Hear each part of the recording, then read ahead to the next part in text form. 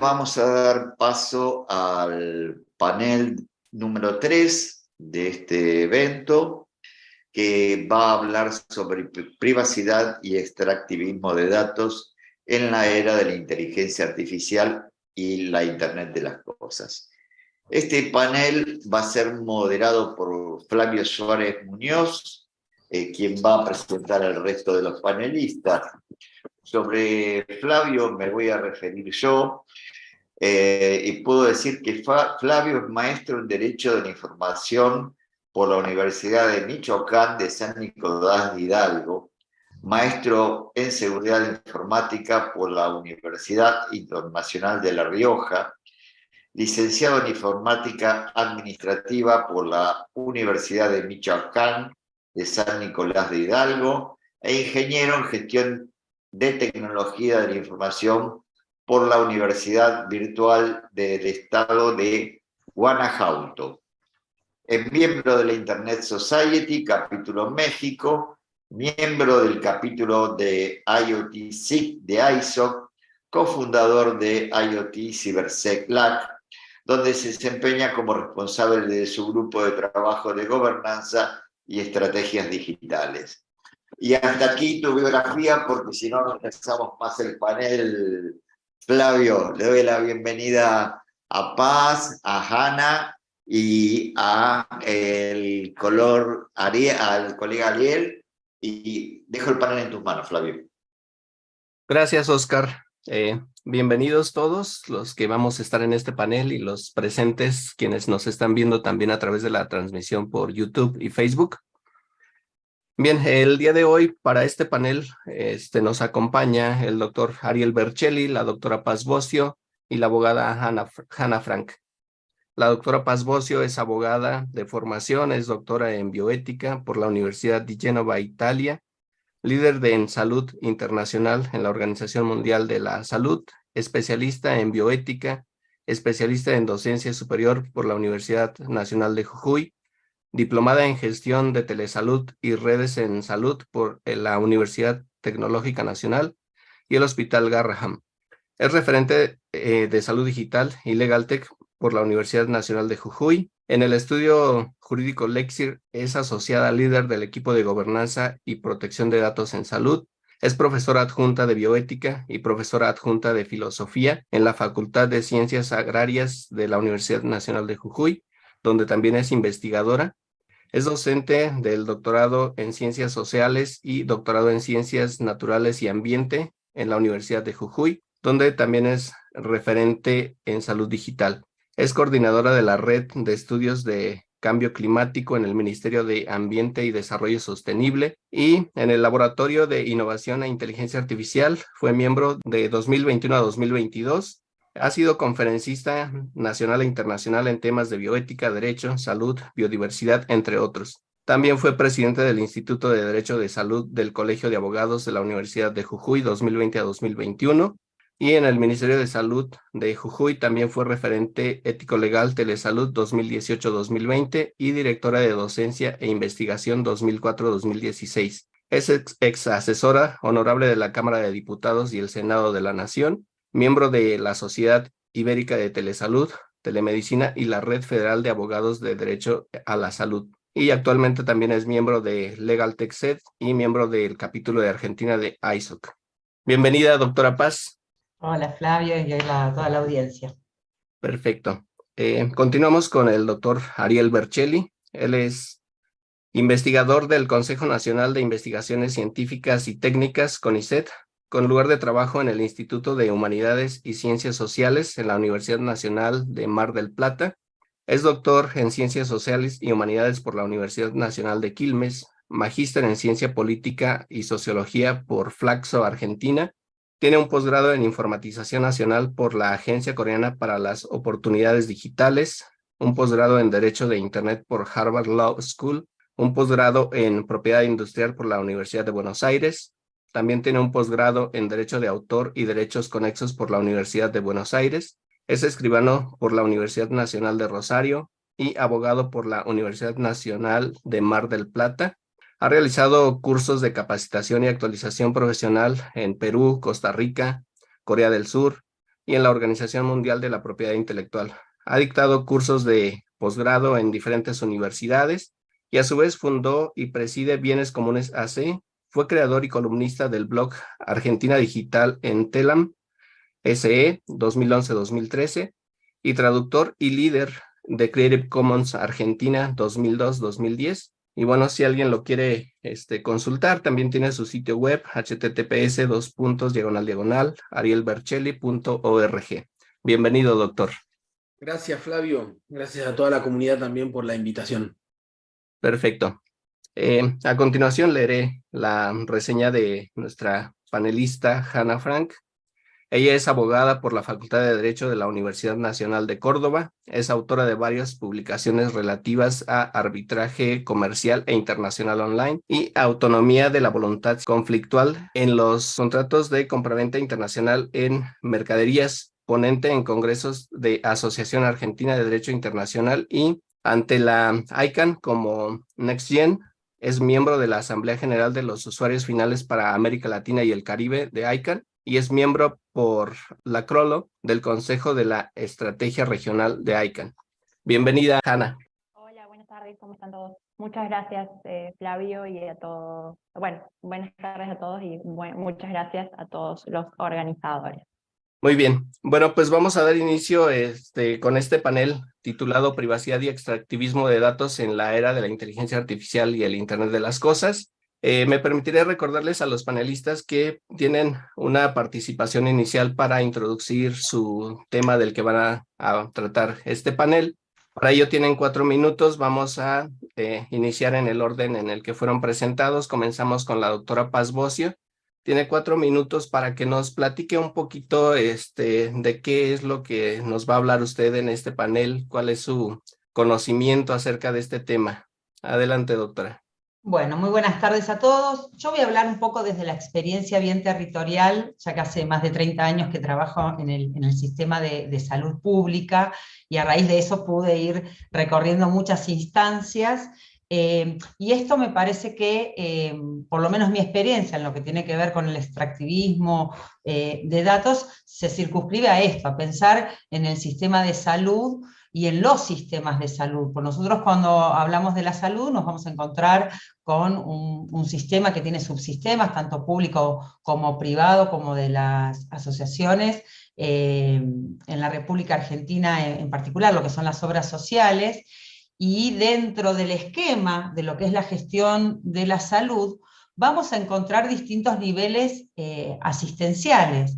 Por eso yo quiero plantear un poco un enfoque que se centre en el paciente, pero que también se centre en las instituciones, para que podamos ir dimensionando, cuando hablamos de datos, de qué tipo de datos hablamos, en qué momento y desde qué lugar. Nosotros, dentro de lo que son las políticas sanitarias, en los últimos años se ha dado un cambio de paradigma, de abordaje de las políticas de salud, que tiene que ver con los enfoques de vida, enfoques de cursos de vida. Nosotros ya no miramos al paciente netamente desde el punto de vista patológico, sino que vamos a ir abordando a un paciente desde el momento de antes del nacimiento hasta el momento de su muerte. Entonces, esa persona que interactúa en lo que es el proceso de salud-enfermedad, que tiene que ver con la promoción de la salud, la prevención de las enfermedades, la asistencia, el diagnóstico, el tratamiento, la rehabilitación, los cuidados paliativos y la muerte, vamos a ir encontrando que en este arco del proceso salud-enfermedad de una persona en distintos momentos de su vida y en unos sistemas que, como decía antes, pueden ser públicos, pueden ser privados, o de la seguridad social, vamos a ir viendo que dentro de esas interacciones o de esas interfaces hay un montón de instancias donde se van generando datos. Entonces, preguntarnos, particularmente hoy lo que es el Internet de las Cosas y la generación de datos, yo creo que la disertación, la charla que estuvimos escuchando antes, mostró acabadamente todo lo que va sucediendo dentro del espacio de salud, pero yo quiero animarme a poder reflexionar en estos ejes. Y además pensando en varios cambios de paradigma que vamos teniendo en la vinculación entre la salud y la tecnología.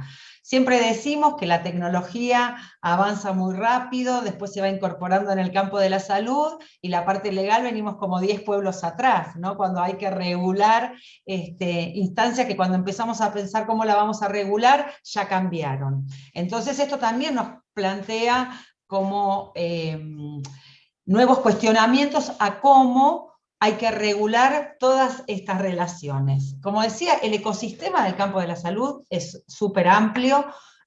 También nosotros, dentro de lo que son las estrategias de salud, vamos a encontrar como dos que son las más importantes. Una que tiene que ver con la atención primaria de la salud, que es una estrategia de salud puerta a puerta, que se genera en el año 1978, cuya cuna es la provincia de Jujuy, de la mano del doctor Carlos Alberto Alvarado, particularmente, que ante las inequidades que se iban viendo en el campo de la salud, él planteaba fundamentalmente en lo que era la salud rural, la necesidad de que la salud vaya a las casas, ¿no? Digamos que la salud salga del hospital, y entonces se establece esta estrategia que la definición era casa por casa, niño por niño, digamos, donde el sistema salía al hogar, y lo que podemos centrarnos en lo que son las instituciones de salud, en los procesos, más que nada, de gestión de la enfermedad. Los otros apuntan fundamentalmente a tratar de mantener a la población sana. ¿Por qué trato de focalizarnos en esto? Porque cada espacio va a generar una cantidad de datos distintos. Como yo les decía, esta declaración, esta estrategia de atención primaria de la salud, que nace en el 78 y se la conoce como la Declaración de Alma-Ata, en el año 2018, a 40 años, fue resignificada con la Declaración de Astana, donde es muy importante porque trae toda esta gestión tecnológica al campo de la salud, y en algún punto hace referencia al cambio perturbador que puede traer la tecnología en el campo de la salud. Y esto tiene que ver con el desconocimiento, porque no solo la tecnología es lo que hay que ingresar a los sistemas de salud, sino que también las competencias de los recursos humanos para que puedan hacer uso de esa tecnología, y también lo que son los procesos asistenciales o las rutas asistenciales digitales. Entonces vamos a estar con tres interfaces, una que es la tecnológica, una que es la del recurso humano, y otra que son los procesos sanitarios. Entonces, más o menos en ese marco, yo no sé cómo estoy de tiempo, pero en ese marco es que yo quiero reflexionar sobre lo que significa el extractivismo de datos, pensar en Internet de las cosas, todos los dispositivos que hoy en el campo de la salud particularmente van generando datos específicos, como se mencionaba en la charla anterior, que sirven para diagnóstico, para monitoreo, que es una de las cuestiones más difíciles dentro de lo que son las prácticas del proceso salud-enfermedad. Monitorear al paciente hoy se hace mucho más fácil, pero también tenemos que ver estos IoT, si son productos sanitarios, si son productos informáticos, en qué categoría ingresan. Bueno, hay como un montón de dudas que vamos a tratar de responder, o no sé, o iremos generando más preguntas, pero me parece que un poco en ese ámbito es en el que yo, por lo menos desde mi experiencia en el campo de la salud, quiero intervenir. En estos momentos estoy dirigiendo una investigación que es de atención primaria de la salud digital en salud indígena. La provincia en la que yo vivo, acá en la provincia de Jujuy, es una de las provincias con mayor cantidad de diversidad de pueblos originarios, más de 320 comunidades, y entonces estamos tratando de identificar cómo durante la pandemia las distintas comunidades o los agentes sanitarios que trabajan con salud indígena fueron identificando y poniendo en funcionamiento estrategias para ver si esas estrategias se pueden convertir en políticas sanitarias. Así que bueno, por ahí va lo mío, Flavio, como para poder pensar un poco todos juntos. Excelente, doctora. Sin duda la tecnología tiene doble cara, o nos ayuda o nos perjudica. Entonces, bien utilizada, yo creo que tiene grandes beneficios, pero para eso hay que estar bien informados, y sin duda la parte regulatoria que menciona pues es algo bastante importante. Le damos paso al doctor Ariel Berchelli. Adelante, por favor, doctor. Bueno, gracias, Flavio. ¿Se escucha bien, verdad? Perfecto. Perfecto. Bueno, yo les vuelvo a agradecer la invitación. Yo voy a dar continuidad a algunos diálogos que tuve oportunidad de tener con Flavio y con otras personas en un curso que compartimos. Y bueno, y también darle continuidad a varias de las cosas que surgieron en las reuniones preparatorias de este mismo evento, de este mismo panel. Yo hoy por hoy me estoy escribiendo sobre qué relación hay entre la privacidad, la protección de datos personales, la democracia y la utilización ya masiva, si se quiere, industrialista, de inteligencias artificiales, en este caso puntual sobre Internet de las Cosas, ¿no? En este mundo de una amplitud de sensores, de nuevos dispositivos que capturan constantemente datos. Y bueno, la verdad es que es un tema muy complejo. Lo primero que me gustaría plantear es que, y es lo que me estoy planteando hoy en día, es qué ocurriría y qué ocurre si finalmente aceptamos que la privacidad o la protección de datos personales, tal como la entendíamos, tal como se entiende desde la arquitectura jurídico-política, efectivamente no existe más. Y bueno, entonces, si no existiera y si no existe, ¿qué clase de democracia tenemos? O la pregunta un poco más allá es, ¿tenemos democracia? ¿No? Porque históricamente, durante todo el siglo XX y en este siglo, hay un correlato, hay una fuerte presencia, una correlación entre la privacidad y la democracia. Y, y bueno, esta es una pregunta de fondo bastante compleja. Y sobre todo cuando empezamos a ver que el desarrollo, el diseño, el desarrollo de ciertas tecnologías no va a ser más que ampliar esa brecha entre lo que se entiende que jurídicamente sería la protección de datos y el uso concreto, sobre todo más bien industrial, más bien corporativo, pero también estatal, se hace de los datos de los ciudadanos. Y entonces acá se plantea una tensión bastante fuerte. Uno podría decir, bueno, pero ¿existen casos empíricos que nos puedan mostrar, digamos, cuál es la utilización que se hace de esto? Hay varios, algunos me voy a referir en los próximos minutos, seguramente cuando tenga oportunidad, y después también plantear si en todo caso no hay más privacidad, hacia dónde vamos, qué clase de sociedad estamos construyendo en términos de esta convivencia que a partir de la pandemia, pero ya se venía dando de antes, se va dando con estas tecnologías, ¿no? Internet, las tecnologías digitales en líneas generales empiezan a ser como nuestro espacio de convivencia, ¿no? Hace un tiempo atrás nosotros veíamos que si uno tenía que analizar la privacidad, bueno, qué ocurre con la privacidad de las nuevas tecnologías, o qué tema interesante, ¿no? La protección de datos, aparecía como un tema, este tema está buenísimo.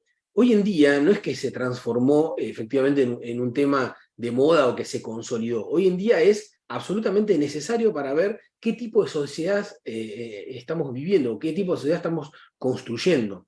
Entonces, a la pregunta de si efectivamente somos valientes de aceptar que tal vez la privacidad como la tenemos no existe más, viene un correlato bastante complejo de decir, bueno, si la privacidad no existe más, entonces, ¿qué otros derechos se nos están desapareciendo? ¿Qué otros derechos suponemos que tenemos que en realidad no tenemos más? ¿No? ¿Dónde está esta cuestión? Puntualmente yo escribí sobre la relación que había entre una flagrancia, ¿no? Una especie de violación masiva y sistemática de la protección de datos personales y el secreto del voto. Uno dice a priori, pero ¿qué tienen que ver estas dos cuestiones? Tienen mucho que ver y definen de alguna manera estas preguntas iniciales que estuve planteando. Gracias, doctor. Yo creo que hablando de privacidad, a veces nosotros mismos, aunque tengamos ciertos derechos que nos protejan esta privacidad, el uso de las plataformas nos lleva a que nosotros vulneremos esos derechos. Y ahí es donde ya podemos ver que aunque tengamos regulaciones, pues no las estamos ejerciendo de manera adecuada. Y bien, vamos a darle paso a nuestra compañera Hanna. Adelante, Hanna. Bueno, gracias. En este escenario, en este actual escenario internacional, donde las tecnologías disruptivas y las asiduas comunicaciones han interrumpido, trastocando sin hesitación alguna todas las áreas o los rasgos de la sociedad, como la educación, la salud, el comercio transfronterizo, la cultura, la economía, etcétera, etcétera. Podría estar toda la tarde, llevándose a cabo sus acciones, actividades, casi un 99,9% de modo online, negociamos online, socializamos online, efectuamos operaciones bancarias de manera online, se efectúan transacciones business to business de modo online. La mayoría de las cuestiones hoy transitan la plataforma de online. Estas tecnologías han ido transitando profundas transformaciones donde la información circula con rapidez, inmediatez y facilidad. En este sentido, podemos decir que somos testigos de un boom, que es la Internet de las cosas, el cual, combinado, habiendo una cohesión con otro boom, que es esto de la inteligencia artificial, un otro boom que ha aparecido en escena, el cual se conjugan recolectando, analizando, almacenando, utilizando estos datos. Esto ha reportado sin duda alguna, ha reportado beneficios, utilidades, ventajas a toda la sociedad, a todos los ámbitos, lo cual resulta, su utilización resulta tentador para todas las industrias.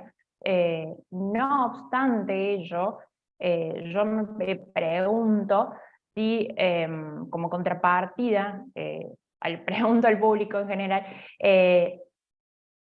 acerca de lo explosiva que resulta esta conjugación de inteligencia artificial e Internet de las cosas, para dos ejes en particular, que son el medio ambiente y la protección de los datos personales. En este vértice asoma la Agenda de Desarrollo Sostenible. Entonces yo me pregunto, le pregunto a todos los participantes, ¿va en consonancia ello con una agenda de desarrollo sostenible, el tema de la protección de datos personales, como hoy lo estamos concibiendo, como así también en nuestra casa en común, que es el medio ambiente? En este marco de esta agenda nos encontramos en general en la creencia de que lo digital, ¿sí?, va a salvar el mundo, va a salvar nuestra crisis, la crisis que estamos transitando de medio ambiente. Por ejemplo, me refiero a, bueno, la despapelización de los expedientes en tribunales o en los organismos públicos va a ayudar al medio ambiente, va a ir en consonancia con los objetivos del desarrollo sostenible. Como lo digital es algo que es no tangible, como si un papel o la basura que generamos día tras día, tenemos esa creencia de que lo digital no contamina y que va a ayudar o a mitigar los efectos de los gases invernaderos o de la huella de carbono. Lo cual creo que no es así, que tenemos, bueno, que ponderar, que es objeto de mi investigación, que ponderar otras cuestiones acerca de los datos en relación a estos dos ejes que manifesté. Protección, como así también nuestro medio ambiente. Eso lo dejo así, lo tiro en la introducción y después voy a profundizar en mayor cuantía. Gracias. Muchas gracias, Hanna. Sí, en ocasiones creemos que el quitar el papeleo y evitar la tala de árboles soluciona bastantes cosas en el cambio climático, pero parece ser que del otro lado también están ocurriendo bastantes cosas que pueden afectar el medio ambiente. Y bueno, para dar continuidad, vamos a hacer las rondas de preguntas. Esta primera pregunta es para la doctora Paz.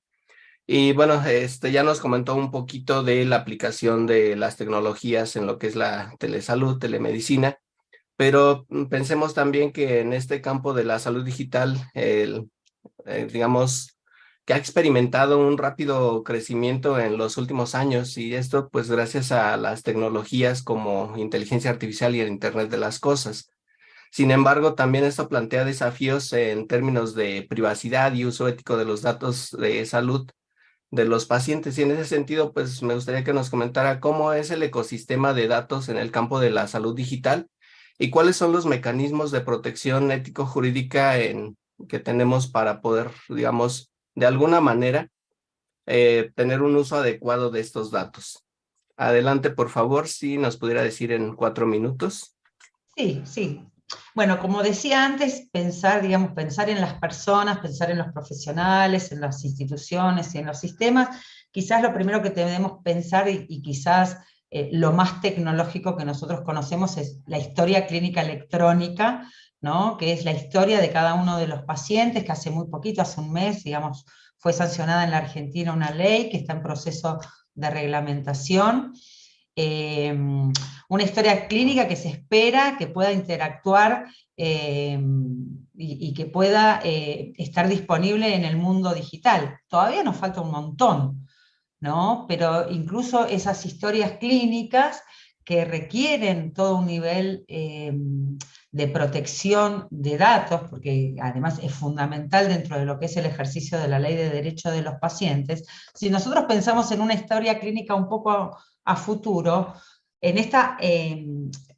la interoperabilización, el Internet de las cosas, todos los dispositivos, como decimos, que se pueden usar para monitoreo, que pueden medir frecuencias cardíacas, pueden ingresar dentro, o podrían ingresar dentro de lo que es una historia clínica y generar una cantidad de datos que pueden colaborar para la precisión de los diagnósticos, ¿no?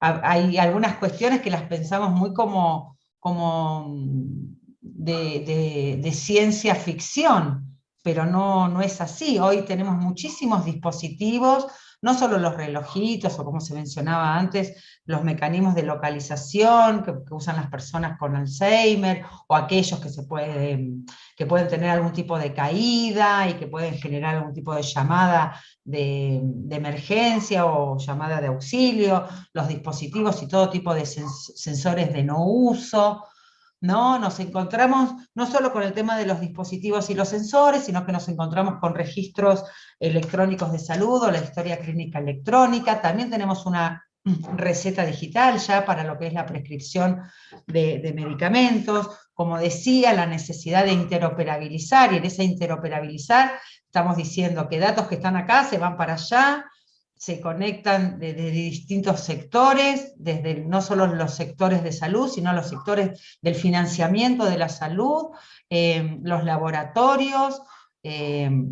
Por eso nosotros tenemos dentro de este ecosistema muchísimos actores y muchísimas prácticas de salud que tenemos que identificar. Y cuando nosotros hablamos de lo que es la protección de datos, o cuando hablamos de la protección de la privacidad y del reconocimiento de la autonomía de la voluntad, ¿no?, de los pacientes para que puedan dar la autorización, en términos legales lo que más conocemos es el consentimiento informado, que es esta aceptación o no para realizar algún tipo de práctica. Nosotros en la Argentina lo tenemos regulado desde la modificación del Código Civil y Comercial del año 2015-2016, pero no habla del consentimiento informado específicamente para los datos, para las imágenes y para la información, sino que habla de consentir determinadas prácticas o investigaciones en el campo de la salud. Y en esto yo quiero incorporar algo que es en lo que vengo trabajando, como vos mencionabas, desde el estudio jurídico Lexir y con la empresa Intuit. Venimos trabajando en lo que es la cibercomprensibilidad, porque siempre hablamos de la ciberseguridad, y en eso estamos como muy abocados. Pero cuando yo tengo que hablar del consentir el uso de los datos, las imágenes o la información, tengo que comprender primero para qué. ¿Hacia quién le voy a dar esa información? ¿Cuál va a ser el recorrido que va a hacer? ¿Qué es lo que se puede dar? Como decía, hace muy poco se sancionó en la Argentina la ley de historia clínica electrónica, que cuando habla de los datos, nos habla de datos seguros, íntegros, auténticos, confiables, los tuve que anotar, ¿no? Inteligibles, que hay que conservar, que tienen que estar disponibles, que pueden ser accesibles, que hay que ver la trazabilidad, todas las características que tiene que tener un dato. Y hoy yo no sé si estamos en condiciones de poder validar que todo esto se está cumpliendo. Yo concuerdo con lo que decía Ariel, y me parece que estamos atravesando el fin de la privacidad. Porque a veces también exigimos, por lo menos en el campo de la salud, una privacidad y una protección extrema, cuando al lado el mismo individuo está abriendo toda su vida y exponiendo toda su intimidad. Entonces a veces se le exige también al sistema de salud, obvio que los datos que se manejan en el sistema de salud tienen una categoría particular, que es el tema de los datos sensibles, pero incluso esos datos sensibles no solo se generan dentro del sistema de salud, sino que también hay datos que se generan administrativamente en una institución de salud y tienen un efecto de sensibilidad. Entonces me parece que estamos en un momento donde tenemos que repensar estos parámetros con los que nosotros venimos regulando derechos, porque creo que la privacidad, cuando se reguló y se consagró la privacidad, estábamos hablando de que no se podía violar la correspondencia epistolar, no se podía abrir un sobre donde había información privada. Y hoy tenemos tantas vías de acceso, tantos espacios donde se almacena la información, tantos actores que hacen colecta, guarda, uso, transformación de los datos, que me parece que tenemos que repensar mucho cuáles son estos sistemas de protección. Sigo, en lo clásico, en el campo de la salud, es el consentimiento informado, ¿no? Donde el paciente autoriza o no una práctica médica y la podemos hacer extensiva al uso de los datos, las imágenes y la información. Y después yo tengo hecho un relevamiento, bueno, unos años antes de la pandemia, porque eso también cambió todo, se salió a hacer telemedicina sin tener un consentimiento informado, porque el consentimiento informado se decía que tenía que ser en papel, esto cambió también, digamos, cómo se valida la aceptación de una práctica o no. Los acuerdos de confidencialidad se le garantiza o se le obliga al médico que cumpla su secreto profesional, pero el resto de los actores que están dentro del sistema de salud no suscriben un acuerdo de confidencialidad, ¿no? Y tienen muchísimo acceso al uso de datos. Entonces, bueno, esta ley de historia clínica electrónica establece que también que la autoridad de aplicación va a tener que definir cuáles son los estándares para los perfiles de acceso, cuáles van a ser los procesos de autentificación de quién accede y hace uso de estos datos. Así que me parece que, bueno, es un ecosistema muy grande que requiere mucho análisis para ver qué se regula y dónde se regula, porque lo que decía, digamos, los arcos son muy grandes, el enfoque de cursos de vida es muy grande, el proceso de salud de enfermedad es muy grande, la atención de la salud del sistema público-privado de la seguridad social es inmenso, ¿no? Me parece que ahí pensar cómo vamos a hacer para proteger los datos va a ser un gran desafío. Así es, gracias, doctora. Sin duda es un tema que nos puede llevar toda la charla y a lo mejor no alcanzamos a terminar. Pero bueno, vemos que las empresas están haciendo una recolección masiva de información. Esta información pues puede ser información privada, información de nuestras conductas, etcétera. Pero también aquí hay una preocupación respecto a qué es lo que se está haciendo con esa información. Pero me gustaría que el doctor Ariel nos comentara qué es esto del extractivismo de datos personales y si es legal o es ilegal. ¿Qué es esto, doctor? Bueno, gracias, Flavio. Por práctica extractiva, es un concepto que viene utilizándose hace bastante tiempo y que refiere a algo que es industrial, ¿no? Que sale de alguna cuestión artesanal, de un tratamiento que es más bien individual o puntual, ¿no? Estamos hablando del tratamiento que hacen corporaciones sobre todo tipo de datos, y específicamente los datos personales. Y esta lógica extractiva se relaciona mucho con lo que fueron otras lógicas de extractivismo, ¿no? Mineral, del agronegocio, obviamente que no tiene en cuenta el impacto sobre el ambiente. Estamos refiriendo a prácticas que atentan contra lo que es el consentimiento informado, que recién comentaba muy bien la doctora, que atentan contra el consentimiento en general en el uso de datos, que violan la normativa de datos personales en el sentido que utilizan los datos para fines completamente distintos o bien para comercializarlos y que el uso lo hagan terceras personas, ¿no? Hay un enorme mercado negro de datos en este momento y una altísima concentración en estas corporaciones y estados. Acá hay que aclarar dos cosas. La lógica extractivista es más o menos como se ve en la minería, ¿no? No alcanza con dinamitar y llevarse efectivamente el oro, la plata, el cobre. No, se llevan la montaña entera, o se quedan con la montaña entera, y donde aparece una lógica o una industria extractivista, no hay más montaña. Este es un tema clave para identificar los alcances teóricos, porque tal vez donde efectivamente había datos personales y donde había un rasgo de personalidad, el extractivismo de datos personales haga que no exista más esa parte de la persona. Y puede parecer exagerado, pero justo hace unos días me hicieron una entrevista en un portal, en una revista mexicana, donde yo terminé diciendo, ¿somos nosotros o somos lo que efectivamente las corporaciones saben de nosotros, ¿no? En esta lógica cotidiana, ¿no? Porque las corporaciones hoy en día, por llevarse toda la montaña, por recopilar absolutamente todo el tráfico de datos, quiénes somos, qué nos gusta, por qué, si creemos en Dios, nuestras preferencias sexuales, ¿no? Toda esta cuestión de hábitos, qué leemos, qué no leemos, qué hacemos, qué preferencias de consumo tenemos, etcétera, etcétera, etcétera. Por llevarse todo eso, de alguna manera, y por conocer mucho más de lo que nosotros recordamos de nosotros mismos, tienen una especie de poder performativo sobre lo que nosotros mismos somos, sobre lo que nosotros somos como grupo social o como sociedad. Y acá vuelvo al tema inicial, ¿no? ¿Hasta dónde, si no hay privacidad, vivimos en una sociedad democrática? O si vivimos en una sociedad democrática, ¿qué tipo de democracia es esta en la que estamos hoy? El extractivismo claramente es ilegal. Es una violación masiva y sistemática sobre lo que en algún momento fue reconocido como un derecho humano.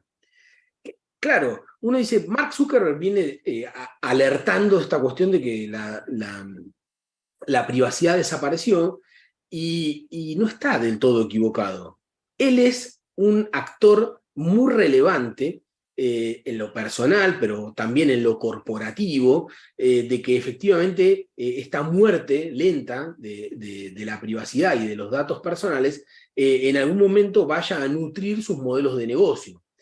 Digo, puede ser que critiquemos a Meta, pero también podemos criticar a Alphabet o a Amazon o a cualquier otra corporación china, porque lo que está de fondo acá es lo siguiente. Si uno tuviera que clasificar a una empresa como Meta, debería preguntarse si efectivamente es o una empresa de innovación tecnológica o si es una empresa de venta de publicidad y de propaganda política. Y acá la cuestión se divide aguas, ¿no? Si efectivamente es la segunda opción, que es una empresa de venta de publicidad donde obtiene sus principales ingresos, obviamente tener más datos personales para poder seguir vendiendo esta publicidad es absolutamente relevante. Entonces, tal vez habría que preguntarse si estas innovaciones o estos desarrollos tecnológicos no se orientan efectivamente a colectar y a fidelizar cada vez más los datos personales y las rutinas de navegación, etc. O sea, para cerrar y dar paso también a la próxima pregunta, vemos que las prácticas extractivistas son claramente nocivas para la protección de los datos personales, la protección de la persona, son claramente ilegales y además plantean esta cuestión de hacer un uso abusivo y una violación masiva y sistemática de los datos personales. Gracias, Ariel. Me parece que esto nos lleva a una perspectiva muy orwelliana, ¿no? Es bastante complicado. Pero bueno, hablando de este procesamiento de datos, la protección que requiere toda esta información, Hanna, vemos que pues realmente también hay un impacto ambiental porque detrás del procesamiento o recolección de esta información, pues hay grandes data center que están almacenando la información. Pero aquí lo que me gustaría que nos comentaras es si consideras que debería existir un entramado jurídico donde se encuentren articulados la cuestión de los datos en relación a su protección y al impacto de los mismos que producen al medio ambiente. Es decir, esto, digamos que en concordancia con los objetivos de la Agenda 2030 o los objetivos de sostenibilidad. ¿Qué nos puedes contar al respecto? En primer lugar, concatenado con lo que manifestó el doctor Bertelli acerca de la extractividad y lo relacionó con el campo de la minería, yo diría que bueno, es una analogía realmente el tema bueno, la minería extrae nuestros recursos naturales, como así también estos data centers que comentó a Flavio, también hace el mismo. Pero bueno, volviendo a la pregunta, sí considero que debería existir un entramado jurídico. En primer lugar, en Argentina, la ley que tenemos de protección de datos es obsoletísima, tiene creo que alrededor de 30 años, mi edad, como así también no ha habido, entiendo que, a ver, si bien el Estado en estos momentos ha creado un grupo de trabajo acerca de un registro de integridad y transparencia para empresas y entidades que se llama, por sus siglas, RITE, que creo que es una acción positiva. Tenemos una ley de 30 años, es increíble que no hayamos podido avanzar. Y en este sentido de entramado jurídico me refiero que es crucial la participación o el involucramiento de los actores no estatales. Si bien este tema requiere que el Estado se involucre a un 100%, es fundamental y crucial la participación de los actores paraestatales, no estatales, como por ejemplo las organizaciones civiles, ustedes, a través de estos seminarios, foros, diferentes instituciones que pregonan por estas cuestiones. Entonces yo creo que no debemos olvidar, si bien es crucial el tema de la protección de los datos personales, porque imagínense que los datos son nuestros atributos de la persona, son los atributos de la persona, son nuestros. Es como que sea la línea entre lo nuestro y lo que no, es como que sea difuminado. Pero este tema de la protección de datos creo que debería estar conjugada con el tema de la cuestión ambiental. No estoy refiriendo a una ley, pero sí a, no sé, guías prácticas, principios, todo lo que hace un sistema de un entramado jurídico, con la participación sí del Estado, no obstante también la participación de estos actores paraestatales que son fundamentales. Creo que la participación de ellos es mucho más activa que la del Estado en esta materia.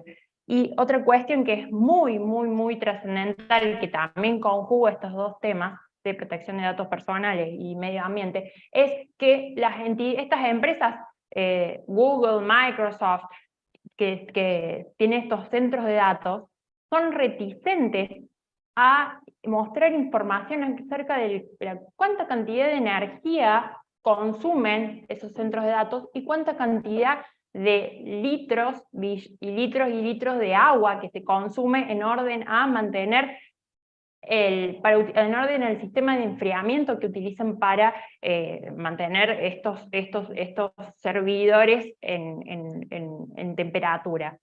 Eso también hace a la transparencia de datos. Entonces creo que ahí ese punto de conexión ya lo veo, ok, el Estado en este grupo de trabajo que ha conformado para este nuevo registro, creo que todo ello va en consonancia con los objetivos del desarrollo sostenible, especialmente el punto el 16, con esta cuestión de protección de datos personales y transparencia del Estado y de los actores paraestatales. Muy interesante, y a veces yo creo que son cuestiones que no se ven cuando estamos enfrente de la tecnología solamente como usuarios, pero pues es algo que debería de ocuparnos. Y bueno, ahora también para la doctora Paz, me gustaría saber, de acuerdo a que ya hemos visto que la inteligencia artificial y el Internet de las cosas está transformando la prestación de los servicios de salud, y vemos que también plantea algunas interrogantes sobre la extracción y el uso ético de los datos. ¿Qué función tiene la inteligencia artificial y el Internet de las cosas en el campo de la salud, y cómo se debe abordar esta parte del extractivismo del que ya se está hablando? Sí, como decía antes, digamos, es muy complejo el ecosistema y hay que ver qué uso se le da, por ejemplo, a todos los dispositivos que pueden captar datos de salud, desde medición digamos, de la presión, ritmo cardíaco. Bueno, hay muchos parámetros fisiológicos que se pueden tomar y que pueden coadyuvar a lo que es un diagnóstico. Hoy, digamos, en términos de diagnóstico y de monitoreo son grandes auxiliares, ¿no? Incluso en Alemania, por ejemplo, hay algunas aplicaciones de salud que específicamente las pueden prescribir los médicos. Y ahí entramos en un mundo de ver qué valor científico tienen muchos de estos dispositivos o estas aplicaciones o los robots o la inteligencia artificial, porque hoy nos genera un montón de información y que no toda la información siempre tiene un valor científico. Y no me refiero a las investigaciones que específicamente se hacen en el campo de la salud, sino que tenemos que entender que hay muchísima tecnología que no parte del propio ámbito de la salud.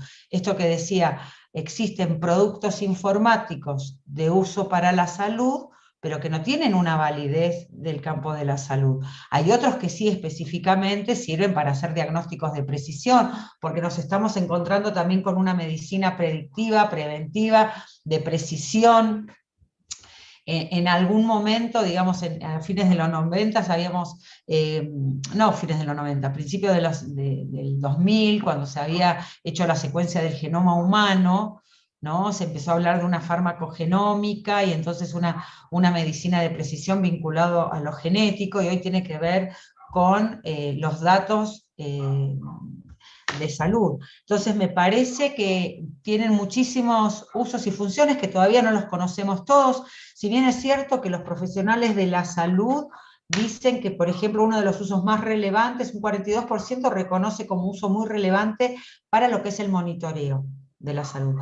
También dentro de los cambios de paradigma que yo les decía antes, hoy la esperanza de vida es mucho mayor, vivimos muchos más años, con lo cual el cambio de... Hay un nuevo modelo que es el modelo salutogénico. Las personas tratan de estar más saludables que enfermas durante más tiempo. Entonces, en eso, toda la tecnología también tiene un uso muy especial. Si nosotros, por ejemplo, pensamos un poco lo que fue la pandemia, y cuando se dio el ASPO, que fue el aislamiento social preventivo y obligatorio, que la gente se tenía que quedar encerrada en su casa, empezaron a emerger muchísimas apps para hacer actividad física, para tratar de conciliar el sueño, para hacer yoga de bienestar, ¿no? Que tienen que ver con la salud en su concepto de equilibrio biopsicosocial y no solo la ausencia de enfermedad, una definición que ya está plasmada desde el año 48, pero que todavía nos cuesta mucho, mucho como entender. Entonces, el uso de la inteligencia, y nosotros hablamos de la inteligencia artificial, y hay otro tipo de inteligencia que se dio mucho en el campo de la salud, que tiene que ver con una inteligencia colectiva digital, que es, por ejemplo, cuando encontramos redes sociales de pacientes, donde no interactúan profesionales de la salud, pero que se hacen un gran acompañamiento en lo que es el proceso de llevar adelante una patología determinada muy compleja. Entonces vamos a encontrar muchas redes sociales digitales donde se hace acompañamiento. Entonces la inteligencia artificial también tiene que ir acompañada de otras inteligencias, y esto lo vamos viendo en el campo de la salud. Yo creo que queda muchísimo por descubrir y muchísimo por desarrollar todavía, porque no lo tenemos claro. Como decía, hoy los dispositivos en términos regulatorios no están considerados como productos sanitarios, muchos de ellos, pero sí tienen un fin de uso para la salud o un fin médico.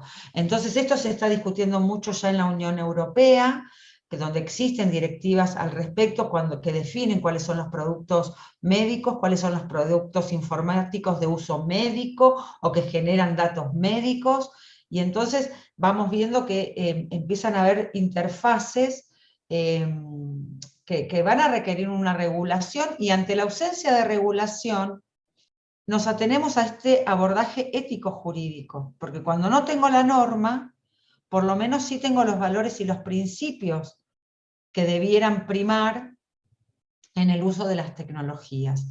Y esto es un poco las directrices o las recomendaciones que está sacando UNESCO, las directrices europeas, también en esta línea, donde no solo abordamos lo jurídico, sino que es esta conjunción de lo ético y lo jurídico, porque sabemos que lo jurídico, como decía antes, llega más tarde.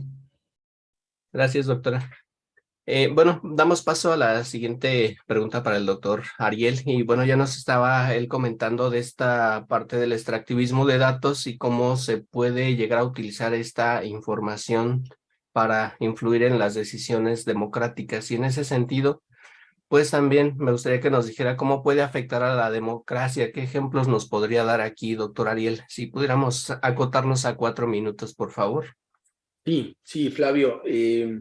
Bueno, como aparece en uno de los artículos que escribí hace unos años, el caso de Facebook y de Cambridge Analytica lo que muestra claramente es cómo el extractivismo de datos, de grandes datos, sobre todo personales, de carácter político, ¿no? Estamos hablando que los datos personales se pueden clasificar, específicamente los de carácter político, van dando un deterioro sobre la democracia. ¿Y qué es lo que muestra el caso de Facebook y Cambridge Analytica? Que una consultora norteamericano-británica, a través de la microsegmentación psicográfica, es decir, de acumular datos que había sacado inicialmente de Facebook, pero que también cruzó de otras bases de datos, de tarjetas de crédito, consumo, bueno, y de todas las bases de datos que pudo cruzar, fidelizó tantos datos personales o poblacionales, si se puede decir también, de grupos de personas y demás, y empezó a enviar mensajes políticos a partir de esos perfiles, ¿no? De si les gustaban o no les gustaban algunos candidatos, si tenían preferencias o no, se utilizó mucho la desinformación y las campañas de odio, etcétera, ¿no? A mayor cantidad de datos personales obtenidos de diferentes plataformas, redes sociales o hábitos de consumo, rutinas de navegación, etcétera, podían efectivamente empezar a especular, por llamarlo de alguna manera, especular si las personas, o predecir si las personas podían votar o no a un determinado candidato o candidata, o si podían estar a favor o en contra de la salida, por ejemplo, del Brexit, del Reino Unido de la Unión Europea. Esto se conoció a partir del 2018, pero en realidad se refería a elecciones anteriores, 14, 15, por ejemplo, en la Argentina, 16 en la elección a presidente, la primera vez que se elige, o la única vez que se eligió a Donald Trump, o la salida del Reino Unido de la Unión Europea que se llamó el Brexit. ¿Qué es lo que se ve de fondo? Que teniendo tanta cantidad de datos poblacionales, personales, no alcanza con la categoría de datos personales, sino que hay que empezar a hablar de datos poblacionales, se tienen datos de la completitud de toda la población, y acá hago un apéndice o un paréntesis vinculado a si efectivamente nos van a servir, ¿no?, las clasificaciones de protección de datos personales, y no deberíamos ampliar el rango de protección a una cuestión poblacional en términos soberanos. Cuando se tienen tantos datos de la población, se le pueden enviar mensajes, o bien para que la persona opte por un determinado candidato o candidata, así como opta por un producto, un shampoo, o irse de vacaciones a algún lado, o comprar algún servicio, puede optar por eso, o bien incluso se pueden utilizar esas campañas de envío de mensajes microsegmentados para que la gente, la población, no vaya a votar. Entonces hay múltiples formas de comenzar a manipular a través de propaganda política, que es lo que está ocurriendo con la democracia.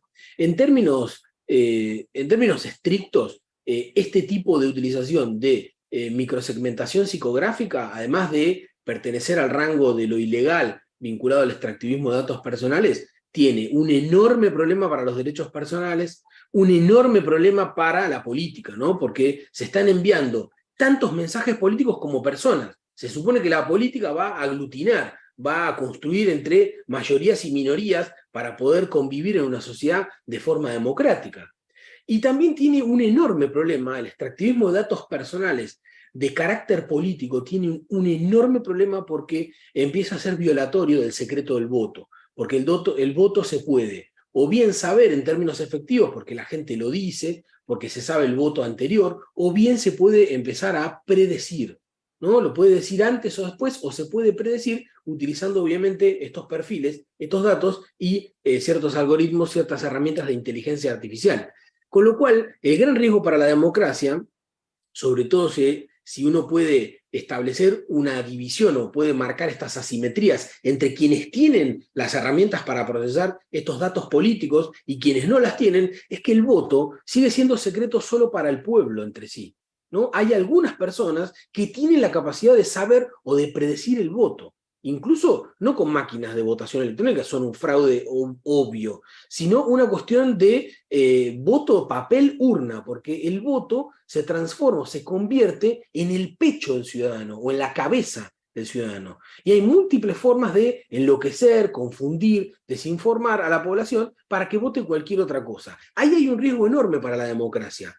Digo, también hay un enorme riesgo con otro tipo de datos, ¿no? Los datos médicos, los datos de consumo. Hay múltiples formas de hacer fraude. En el caso de la cuestión política, el caso de Cambridge Analytica muestra una alarma gigantesca sobre la democracia. Gracias. Yo creo que esto de poder predecir qué es lo que va a hacer la gente a futuro también da la libertad para poder tomar acciones y en este caso poder, digamos, focalizar información que pueda influir en su decisión final, hablando del voto. Bien, pasamos ahora con la pregunta de Hannah. Ya nos comentaste que, bueno, el uso de todas estas plataformas, todas estas tecnologías, pues también tiene un impacto ambiental. Pero en concreto, ¿cómo impacta el Internet de las cosas en nuestro medio ambiente? Y si consideras que hay un impacto negativo, ¿cuál es la opción que tú consideras podría ser viable para poder mitigar este impacto negativo? Ok, no soy negativista al 100% con respecto a este tema, pero a partir de haber visto ciertos datos, no son muy actuales, como ya los manifesté anteriormente. Estas entidades son reticentes en informar a la población o al globo cuál es su huella de carbono, cómo impacta su huella de carbono en nuestro medio ambiente. El tema es que, por ejemplo, en 2021, por ejemplo, información del chat GPT tenemos hasta 2021. Después no sabemos qué ocurrió. No sabemos qué ocurrió. Sí tenemos, por ejemplo, información de su anterior, siempre me olvido el GPT-3, GPT-3, vamos a decir, que ustedes bien saben, ustedes que son más técnicos, que toda la parte cuestión de esta tiene como dos fases, training and inference. Estas dos fases, sobre todo la del training, durante el año 2021 consumía por hora 1.287 megabytes, lo cual equivale a 550 toneladas de dióxido de carbono, lo que equivale a su vez a 550 viajes de ida y vuelta entre New York y San Francisco. Entonces, nos planteamos, realmente, ¿a qué costo esto? No solamente en materia ambiental, sino también en protección de datos personales. ¿Nosotros sabemos dónde están localizados nuestros datos? ¿Para cuál es el tratamiento que hacen de ellos? ¿Cuál es el fin? ¿Cuál es el uso? ¿Si han sido destruidos? Si no conocemos absolutamente nada. Entonces, lo principal acá es la transparencia.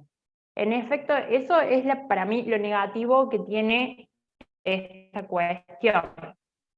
No saber la huella de carbono en orden a permitirle a la sociedad o a la persona o a la entidad o a la persona ideal o a la institución elegir a quién permitir el uso de datos. Está bien, hoy en día, si no le brindas tus datos, es muy difícil que puedas seguir utilizándola, pero si nos permitieran saber cuán verde es su actividad, podríamos elegir.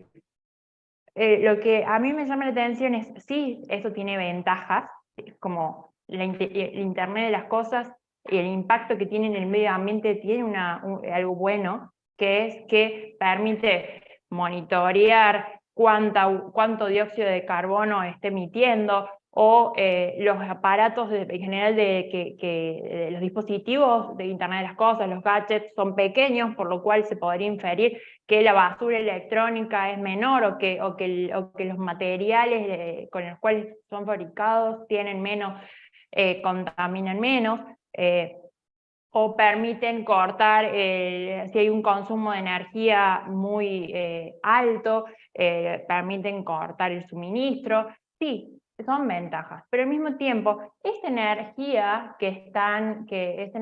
consumo de energía, o huella de carbono, o litros de agua que se están desperdiciando, y que un dispositivo puede detectar, ese mismo es muy paradójico, porque, por ejemplo, para monitorear la deforestación ilegal que hay dispositivos que monitorean la deforestación ilegal, pero al mismo tiempo estamos incendiando producto de ese procesamiento de datos, de la basura que emite los centros de datos. Al mismo tiempo estamos nosotros incendiando ese bosque. Es una cuestión muy contradictoria. tiene ventajas, beneficios, reporta un montón, en una cuantía grande, no lo voy a negar. Por ejemplo, con las industrias, la cadena de suministro es mucho más eficaz, incluso permite ahorrar tiempo, costos a todo tipo de instituciones existentes en la sociedad. No obstante, creo que tenemos que repensar o tomar conciencia en cuanto a la cantidad de basura digital que está produciendo centros de datos. En el mundo existen al menos 8.000 centros de datos, y según reportes, entre 240 y 340 teravatios por hora se han consumido. Y voy más allá, incluso pienso en muchos centros de datos, que como Google, Microsoft, vuelvo con el Google, Microsoft, que se encuentran en lugares que son áridos, que hay escasa lluvia en medio del desierto. ¿Cuánto eso podría afectar a la población cercana? Me recuerdo a un capítulo traigo colación un capítulo de una serie que veía, Billions, y ya yéndome para otro lado con el tema del centro de datos y de las granjas de criptoactivos, que también es impresionante el consumo de energía que ello produce. Esta serie que detenían a los que estaban comercializando con criptoactivos en su granja, que estaban haciendo el proceso de minería de criptoactivos, habían dejado a media ciudad de Nueva York sin electricidad, sin energía. Entonces creo que tenemos que repensar, ponderar ambos, ventajas y desventajas de lo que, en cuanto a protección de datos personales y medio ambiente, que son integrativos. ¿Por qué? Porque hacen los objetivos del desarrollo sostenible. Los objetivos del desarrollo sostenible son integrativos. Es decir, una acción en uno de esos objetivos va a afectar positivamente o negativamente los objetivos al resto de los objetivos del desarrollo sostenible. Yo creo que habría que ponderar ambos, hacer el balance entre lo positivo y lo negativo de cada uno de estos dos ejes en particular. Así es, yo creo que como seres humanos al final estamos también produciendo cierta contaminación al planeta, pero pues sí, una opción será ver que lo que producimos, aparte de lo que, digamos, puede ser una herramienta utilitaria, pues también no tenga un impacto mayor al que ya está teniendo el planeta. Bueno, pasamos con la doctora Paz. Ya nos comentó ciertos retos que representa el uso de la tecnología, Internet de las Cosas, inteligencia artificial en el sector de la salud. Pero también me gustaría que nos comentara si, de acuerdo a su perspectiva, si considera que esto de lo que ya se mencionó, el extractivismo de datos, está regulado de acuerdo a las condiciones actuales. Que bueno, usted nos podrá dar una perspectiva un poco más asertiva. No, la verdad que creo que teniendo en cuenta el estado de situación tecnológica, yo creo que no, creo que falta como mucho mirar y como decíamos, ¿no? Si nosotros pensamos en Internet de las Cosas, en términos de salud, en las instituciones de salud, nos está quedando fuera muchos otros espacios, por ejemplo, estamos hablando de las Smart Cities, de las Smart Homes, ¿no? Donde hay muchísimos dispositivos vinculados a la salud y que hoy no tienen una regulación, que no solo hace el extractivismo de datos, también hay que pensar el tema de las responsabilidades en términos legales sobre los fallos que puedan tener estos dispositivos, y no solo es proteger la privacidad, sino que también todos estos dispositivos y esta tecnología generan responsabilidades y efectos que pueden modificar condiciones de salud. Con lo cual me parece que estamos mirando recién la puntita del iceberg sobre que esto de regular y que estamos como muy focalizados en lo que es la privacidad y la confidencialidad y la ciberseguridad, y nos está quedando abajo todo un espectro de cosas por regular, como les decía antes, el tema de la comprensibilidad o de la cibercomprensibilidad es fundamental, y en términos legales es que yo pueda probar que comprendí o no comprendí los alcances de un determinado dispositivo, puede ser crucial en los momentos del uso.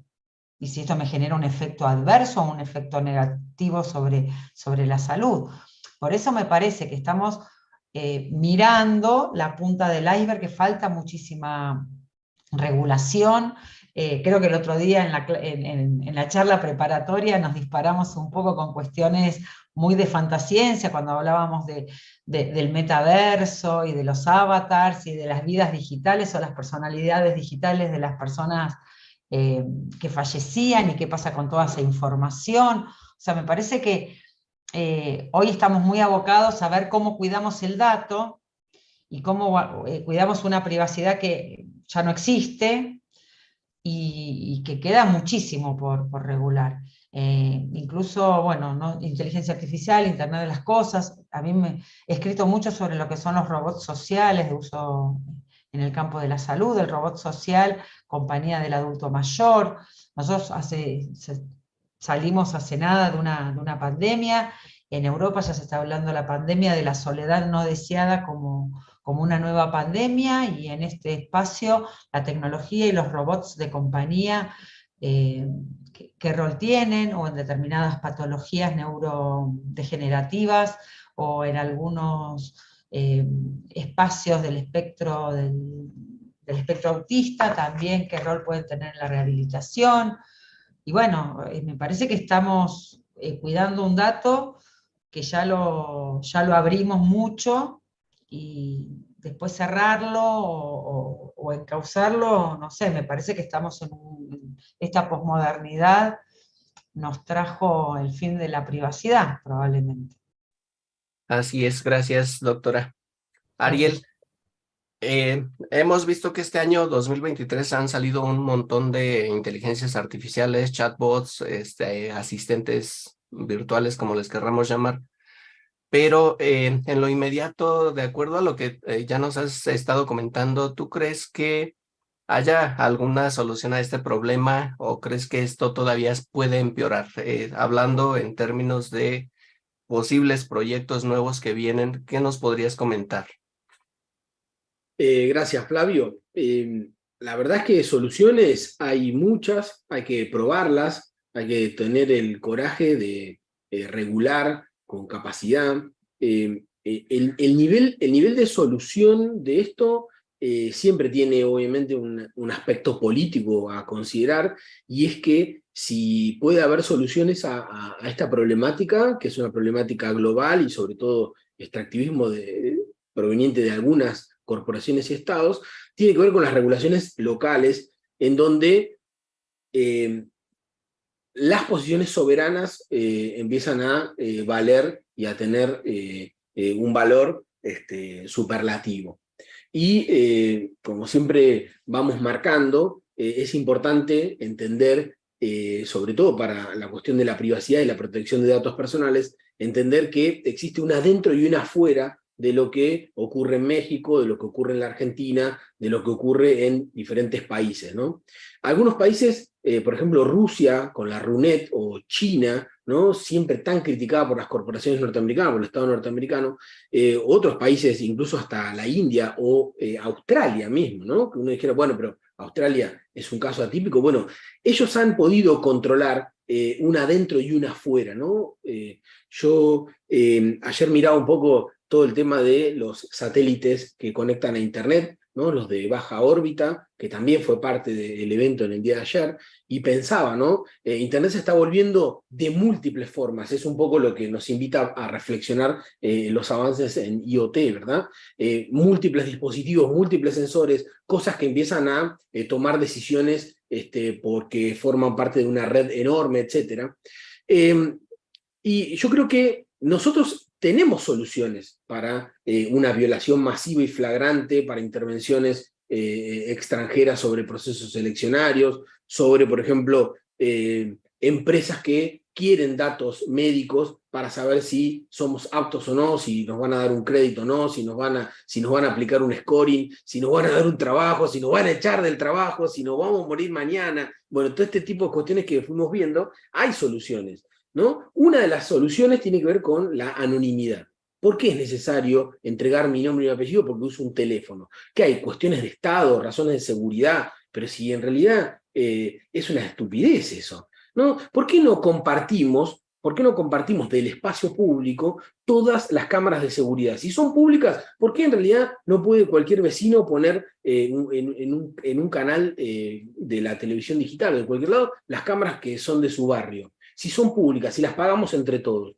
Hay múltiples formas, ¿no? Por ejemplo, ese sería el concepto de seguridad comunitaria.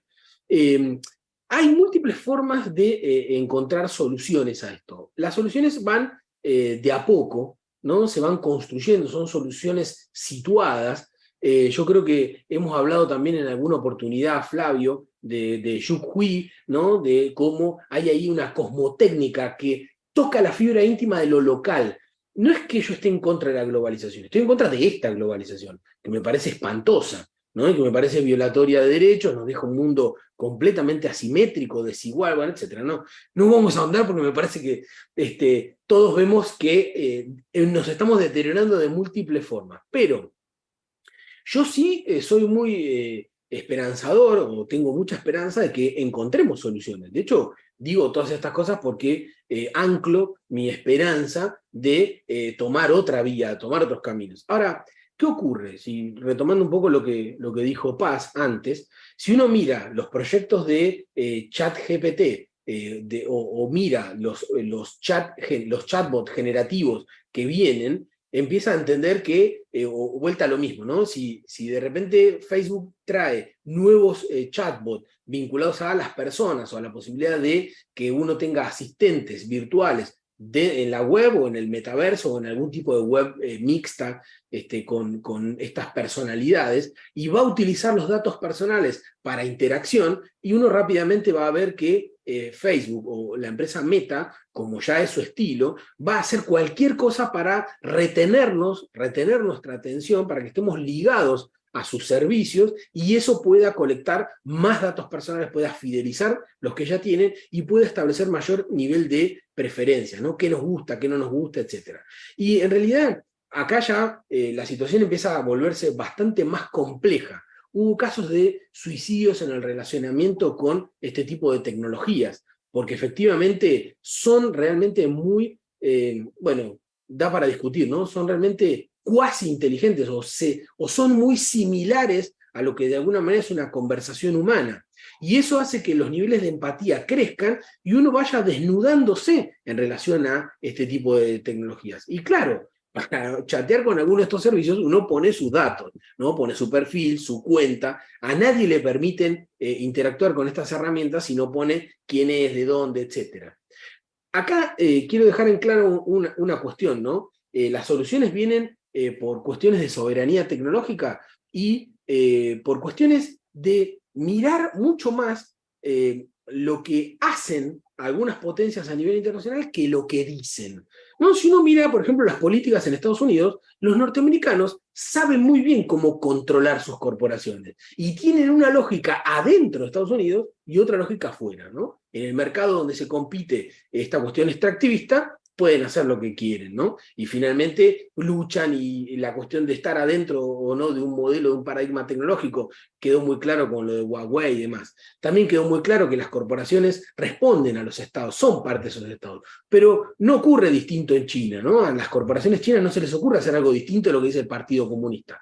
Eso está también muy claro. Lo mismo ocurre en Rusia. No, el tema es qué hacemos nosotros, qué hacen en México, qué hacemos en México, qué hacemos en Brasil, qué hacemos en la Argentina. Ayer Mariana Siqueira fue muy clara, ¿no? Sobre cómo veía la regulación en términos de inteligencia artificial y democracia. Hay varios puntos ahí a rescatar que me parece que son muy importantes. Si nosotros, y digo esto último, me quedo sin tiempo, me gustaría decir muchas cosas más, pero bueno, no quiero monopolizar la palabra. Si uno tuviera que leer las condiciones de uso de los servicios a los cuales le damos rápidamente clic, que dijo tranquilamente Paz, que uno llega con un problema médico, va al médico y dice, bueno, firme este consentimiento, ni lo mira.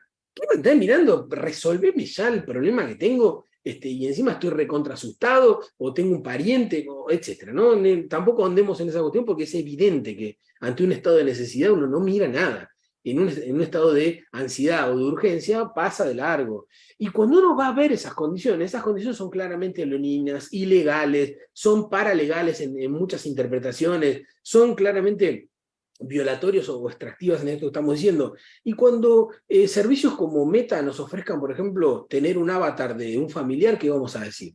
Si tenían todos los datos. Lamentablemente tenemos un familiar que falleció y nos gustaría tener como un recuerdo. Uno puede ver un History Live o puede ver alguna cuestión de historia, o lo puede de alguna manera simular a través de un avatar. Bueno, eso que aparece como de ciencia ficción, hoy en día ya es posible. ¿Cuáles son las condiciones de uso para eso? Si eso es un problema legal en sí mismo, ¿no? O lo mismo que comentaba Paz, que no lo dijo así de esta forma que lo digo yo, tal vez lo dijo mucho mejor, pero cuando te aplican scoring sobre datos médicos o sobre datos biomédicos que tenemos, bueno, ahí va a haber un problema enorme, ¿no? En el panel anterior, el profesor mexicano comentaba claramente que hay una medicina preventiva con tanta cantidad de datos, ¿no? Lo mismo con el voto, ¿no? Si el voto se puede predecir, bueno, pero si el ataque de corazón se puede prevenir, entonces, ¿qué haces comiendo de esta forma? ¿Por qué no haces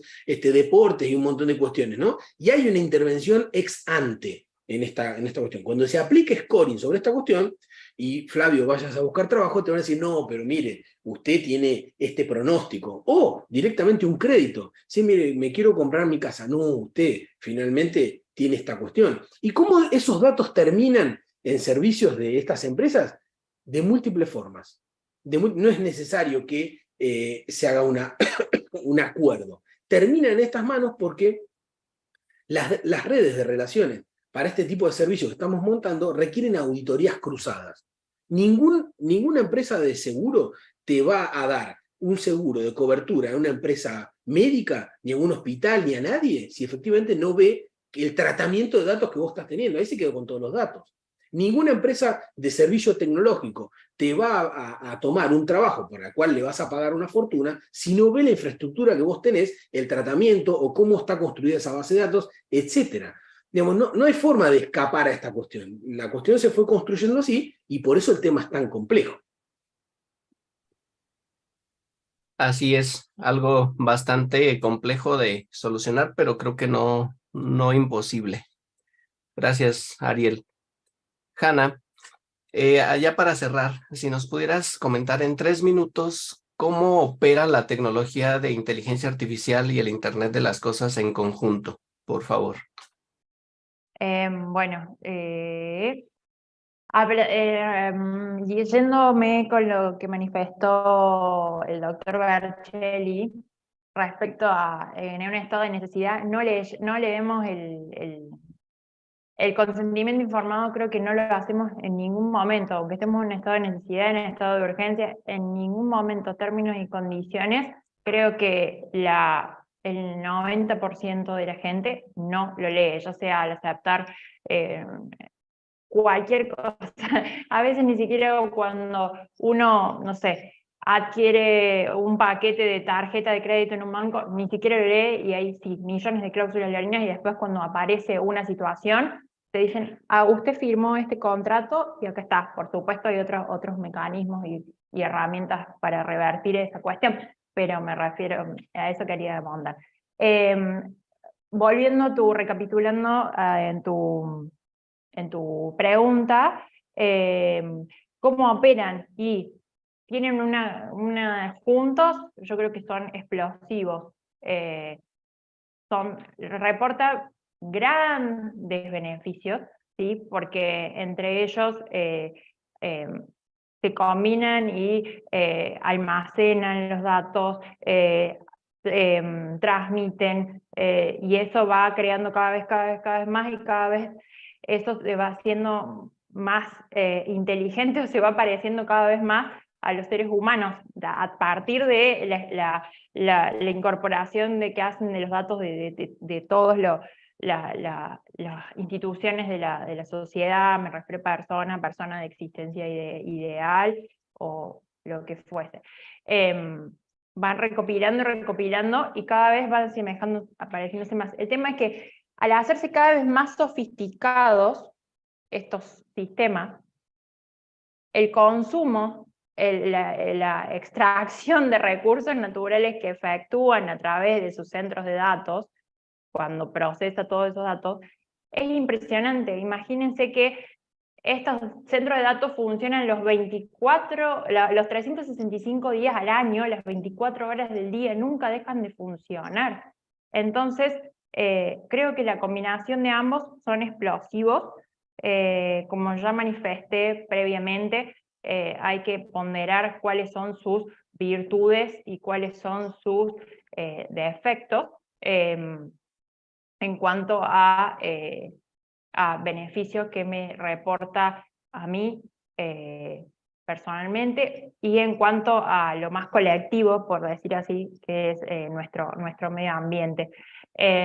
Por ejemplo, a modo ilustrativo, con la cantidad de datos, creo que también hay otro punto que creo que también considero que deberíamos ponderar, que es que hay datos, que hay como una gran cantidad de datos que están, pero que no se procesan, que eso es basura y que también genera un impacto en la huella de carbono. Por ejemplo, a modo ilustrativo, si el desierto de Sahara, si el byte fuera un grano de arena, representa, esto es muy complicado para mí, un cuatrillón, 504.000 trillones. Entonces, para el 2035, que nos faltan muchos años, se estima que vamos a producir, ahí va el número porque me cuesta un montón, 2 cuatrillones, 142.000 trillones de datos para el 2035. Lo cual ello representaría 3,5 de desiertos de Sahara.